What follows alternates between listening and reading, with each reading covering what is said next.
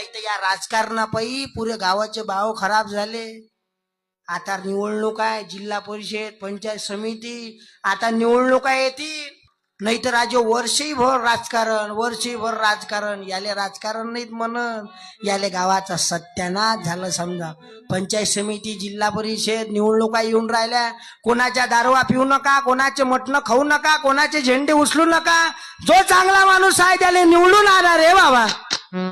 नाही तर बिचारे जे काम करतात, जे कष्ट करतात, जे लोकांसाठी धडपड करतात, त्याला तुम्ही घरी बसवता, त्याला निवडून आणत ना. आणि जे बिचारे 2 नंबरचे काम करतात, लोकांचं वाईट करतात, त्याला निवडून आणता. अरे सच्चा माणूस निवडून आणा, कोणाच्या दारवा पिऊ नका.